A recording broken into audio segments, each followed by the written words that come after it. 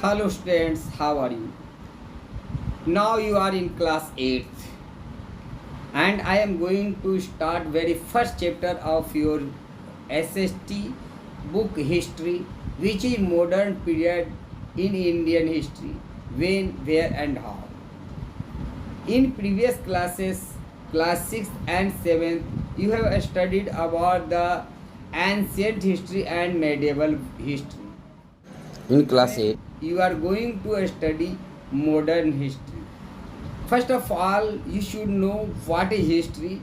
The famous historian E.H. Carr states that history is an understanding dialogue between the past and the present. H.E. Car नामक historian का कहना है कि history के बारे में उनका जो कथन है कि हिस्ट्री क्या है, जो पास्ट और वर्तमान इनके बीच के डायलॉग है। जैसे कि फॉर एग्जांपल हमारे देश में 28 राज्य आज हैं और 8 यूनियन टेरिटरीज हैं, लेकिन 28 और राज्य और ये 8 यूनियन टेरिटरी बने कैसे, कब बने, किन लोगों ने इनको इस शेप में लाया, ये सारी बातें हम हिस्ट्री से जानते हैं। तो हिस्ट्री से हमें डिफरेंट टाइप की चीज़ का ज्ञान मिलता है जो हमारे से पहले के लोग करके गुजर गए होते हैं। तो हिस्ट्री एक क्रोनोलॉजिकल ऑर्डर में लिखी हुई रिटन मटेरियल होता है, रिटन राइटिंग्स होते हैं जो क्रमानुसार लिखे जाते हैं। आप ऐसे समझ लें कि 1000 है तो फिर 1000 के बाद 1100 ईस्वी के बाद का जो टाइम लिखा जाएगा, फिर 1200 ईस्वी के बाद का जो इतिहास होगा, इस तरह से लिखा जाएगा। तो ये जो क्रोनोलॉजिकल ऑर्डर में जो राइटिंग्स होते हैं, लिखे हुई चीज़ होते हैं, उसको हिस्ट्री कहते हैं। भारत के इतिहास की बात अगर करें तो सबसे पहले एक अंग्रेज राइटर जिनका नाम J.S. मिल था, उन्होंने 19th सेंचुरी में सबसे पहले हिस्ट्री ऑफ ब्रिटिश इंडिया लिखी थी। और ये जेम्स मिल की रचना जो थी 1817 ईस्वी में प्रकाशित हुई थी। इसमें जेम्स मिल ने भारत के इतिहास को 3 हिस्सों में बांटा था, हिंदू, मुस्लिम और ब्रिटिश पीरियड में। और हिंदू, मुस्लिम और ब्रिटिश जो रूलर थे उनके धर्म के अनुसार इसको 3 भागों में बांटा था जेम्स मिल। जेम्स मिल के बारे में आप जानते हैं, जेम्स मिल एक बहुमुखी प्रतिभा के धनी व्यक्ति थे। कई विषयों में उनका बहुत बड़ा पकड़ था। इतिहास के अतिरिक्त वो समाज शास्त्र, इकोनॉमिक्स, तर्कशास्त्र, बहुत सारे विधाओं के ज्ञाता थे।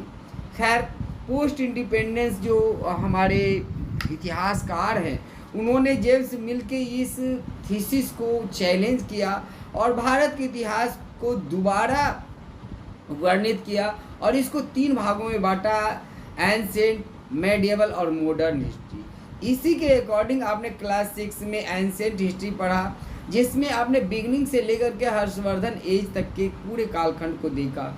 आपने क्लास 6 में देखा जो फर्स्ट चैप्टर था उसमें सोर्सेस ऑफ एंशिएंट हिस्ट्री आपने देखा, आर्कियोलॉजिकल सोर्स उसमें थे, लिटरेरी सोर्स के बारे में आपने देखा।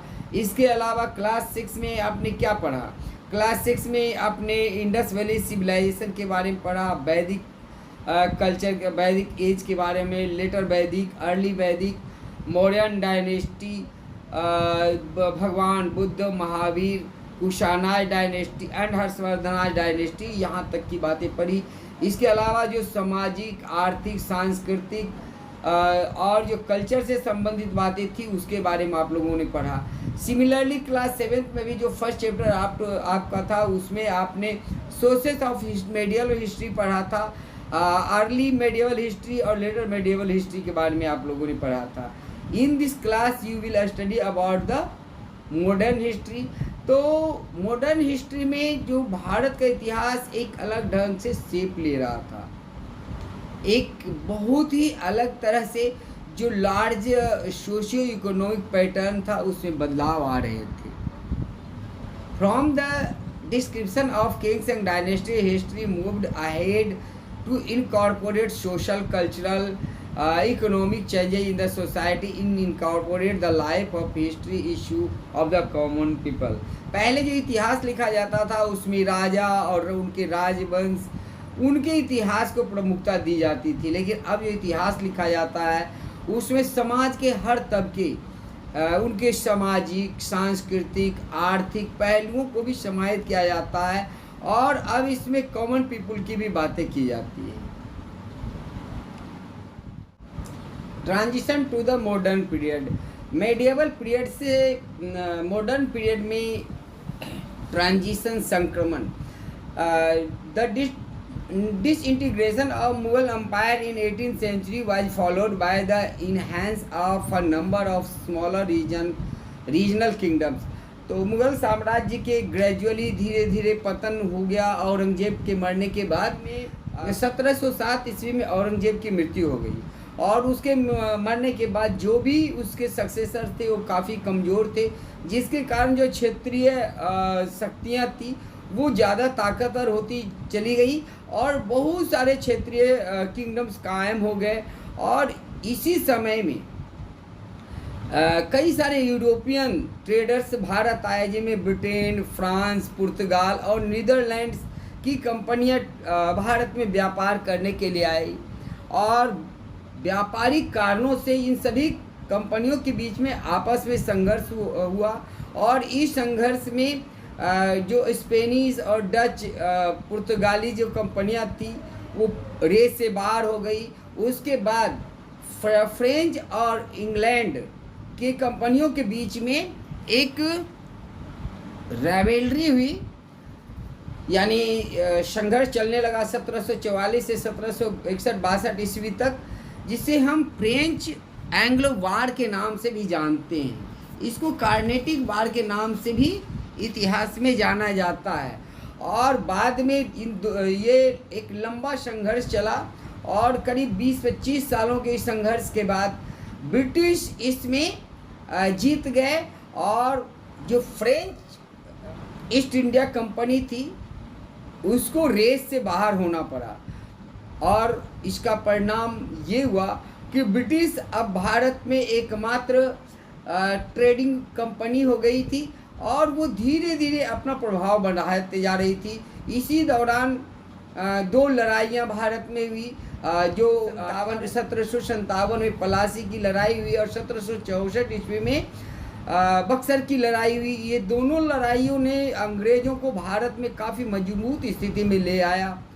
ये भारतीय इतिहास के लिए एक टर्निंग पॉइंट साबित हुआ 1757 के बैटल ऑफ पलासी। और यहीं से जब British east India company Bharat पे प्रभुत्व को जमाना शुरू किया था, उस समय से ही भारत में मॉडर्न पीरियड का शुरुआत माना जाता है। Development in the world. The development in India did not take place in isolation. There were a whole lot of changes taking place all over the globe simultaneously। तो 18वीं शताब्दी में जो परिवर्तन हो रहा था भारत में, तो ऐसा नहीं था कि सिर्फ भारत में ये चेंजिंग देखने को मिल रही थी, बल्कि संपूर्ण विश्व में इस समय काफ़ी सारे परिवर्तन देखने को मिल रहे थे। During the 18th century the industrial revolution took place in England. Goods were produced in factories with the help of machines। इस समय 18वीं शताब्दी के उत्तरार्ध में इंग्लैंड में इंडस्ट्रियल रिवॉल्यूशन शुरू हुआ, जिसमें कि सामान अब घरों में, कुटीर उद्योग में नहीं बनते थे, हाथ से नहीं बनाए जाते थे, बल्कि जो सामान बनाने वाले लोग थे वह फैक्ट्री में जा कर के बड़े बड़े मशीनों से सामान बनाते थे। और इससे क्या हुआ कि वहाँ इंडस्ट्रियल प्रोडक्शन काफ़ी ज़्यादा बढ़ गया, और जब ज़्यादा प्रोडक्शन हुआ तो उसको बेचने के लिए ज़रूरत पड़ी बाहर के मार्केट को। चूँकि जितना प्रोडक्शन हो रहा था उतना उनके उस इंग्लैंड के मार्केट में सप्लाई नहीं हो पाता था, बिक नहीं पाता था, तो उसको ज़रूरत थी एक बड़े मार्केट का, जहाँ पर कि वो अपने फिनिश्ड गुड को बेच सके। इससे पहले कि आपको पता है कि जिस समय इंग्लैंड के या पुर्तगाल के व्यापारी भारत आए थे, तो उस समय भारत से सामान लेकर के इंग्लैंड में बेचा जाता था। भारत के जो कैल्को कपड़े थे, जो इंडिगो था, उसको वहाँ ले जा करके बेचा जाता था। लेकिन जब इंडस्ट्रियल रिवॉल्यूशन हुआ तो चक्का बिल्कुल घूम गया। जहाँ भारत एक्सपोर्टर था, अब भारत इंपोर्टर बन गया। इंग्लैंड का तैयार माल था, इंडस्ट्रियल रिवॉल्यूशन के कारण जो बड़े बड़े कंपनी में तैयार होते थे, उसके लिए मार्केट की जरूरत पड़ी थी। और ये मार्केट उनके लिए चाइना और इंडिया जैसे देश ही हुआ करते थे। इसी समय में 18वीं शताब्दी में और 19वीं शताब्दी में यूरोप में नेशनलिज्म की फीलिंग आई। आपको पता है कि फ्रेंच रिवॉल्यूशन 1789 ईस्वी में हुआ, जिसने पूरे यूरोप में राष्ट्रवाद की भावना को जगाया। राष्ट्रवाद यानी देश के प्रति प्रेम, love and devotion towards the nation.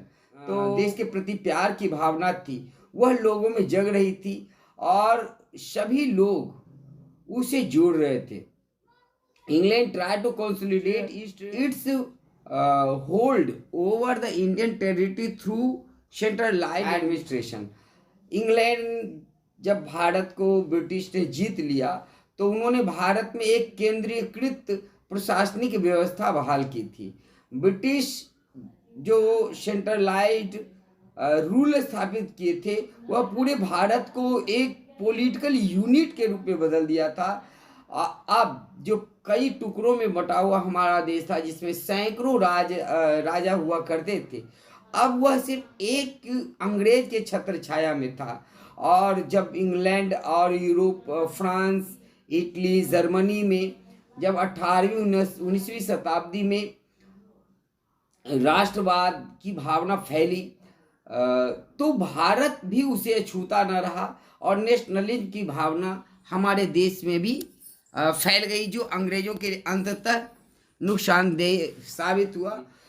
देखिए, क्लास 6 और क्लास 7 में आपने सोर्सेस ऑफ हिस्ट्री पढ़ा था, और वहाँ पर खास करके अगर हम एंशिएंट हिस्ट्री की बात करें तो एंशिएंट हिस्ट्री में मुख्यतः आर्कियोलॉजिकल एक्सकेवेशंस जो था, यानी जो पुरातात्विक खुदाई से निकले हुए जो सामान थे, वह हमारे काफ़ी महत्वपूर्ण थे इतिहास के बारे में जानकारी देने के लिए। इसके अलावा फॉसिल्स रिमेन्स जो थे, यानी जो आदमी मर जाते थे तो उनके कब्र में उनकी जो हड्डियां होती थी और उनके साथ जो वरियल्स में रखे जाते थे सामान, उससे भी जानकारी मिलती थी। केव पेंटिंग्स, पोट्री, क्वाइनेज या फिर जो रूलर्स के बायोग्राफी थे, वो महत्वपूर्ण सोर्सेस थे हिस्ट्री को जानने के लिए। एंशिएंट हिस्ट्री में भी जो क्लास 6 में आपने पढ़ा, और मेडिएवल हिस्ट्री में भी जो क्लास 7 में आपने पढ़ा। लेकिन अब बातें बदल चुकी थी। 18वीं 19वीं शताब्दी में लिटरेचर और आर्चिवल्स की स्थापना की गई, जहां हर चीज़ का डॉक्यूमेंटेशन होता था और उसको अभिलेखागार में रखा जाता था। और ये जो आर्चिवल लिटरेचर्स या आर्चिवल्स हैं, अभिलेख हैं, उससे हमको मॉडर्न आज से 200-250 साल पहले का हिस्ट्री की रचना में काफ़ी मदद मिलती है। 18 से लेकर के 20th सेंचुरी के बारे में हमें काफ़ी सारे रिटन मटेरियल्स हैं, और ये रिटन मटेरियल्स कौन कौन से हैं इसके बारे में हम पढ़ेंगे, जिससे हमको इतिहास के बारे में जानकारी मिलती है। सबसे पहले है बुक्स, न्यूज़पेपर और magazine.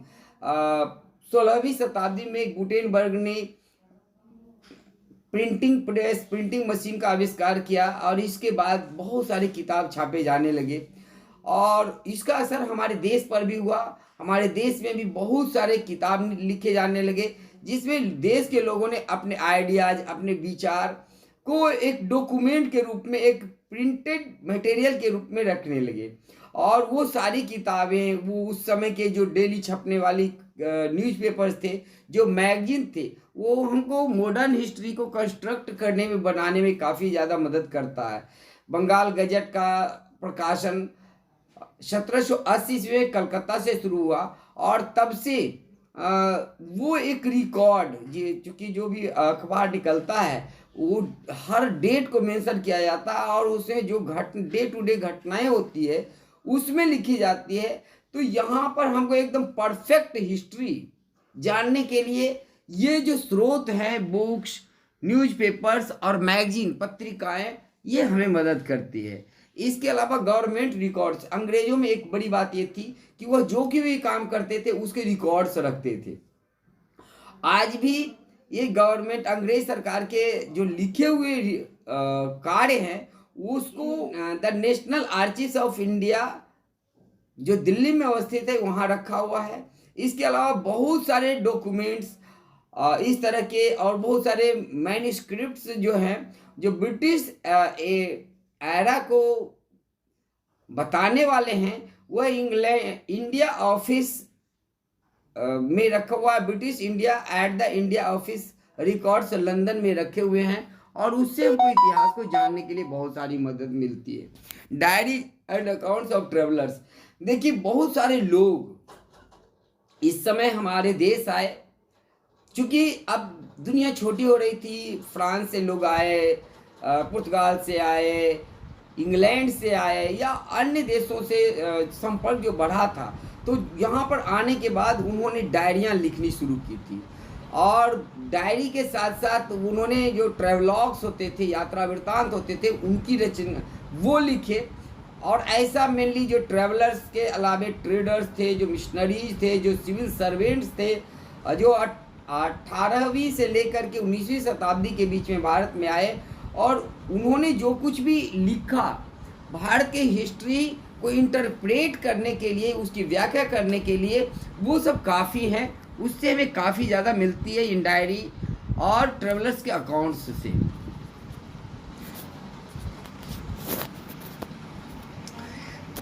Photographs, paintings and artifacts. Photographs are an important source of studying the history of this period. इस समय कैमरे का आविष्कार हो चुका था और कैमरे के आविष्कार होने के कारण एग्जैक्ट और ओरिजिनल फ़ोटो किसी भी चीज़ का बनाना संभव हो गया था। 1800 ईस्वी में ही कैमरे का आविष्कार हुआ था और इससे क्या हुआ कि जो अलग अलग चीज़ें थी उनके फ़ोटोज़ बनाए जाते थे कैमरे से और वो हमारे लिए काफ़ी ज़्यादा महत्वपूर्ण है। There are many photographs of this period which have been preserved and serve as source of reconstructing the history. तो इस तरह से बहुत सारे फोटोग्राफ्स हैं जिसको संरक्षित करके रखा गया है और वह हमको उस समय के इतिहास को बताने में काफ़ी मदद करता है। Cameras have also captured important moments and events in history, preserving their memory forever. तो जो भी घटनाएं घटती थी, जो आंदोलन होते थे, जो इवेंट्स होते थे, उसको कैमरा से कैप्चर किया जाता था और उसके जो फोटो होते थे वो हमेशा के लिए इतिहास को बताने के लिए, देखिए ये जो था एक सच्चा चीज़ था, जो घटना घटित होती थी उसके ओरिजिनल फोटो होते थे, इसलिए इससे हमें बहुत सारी जानकारी मिलती है।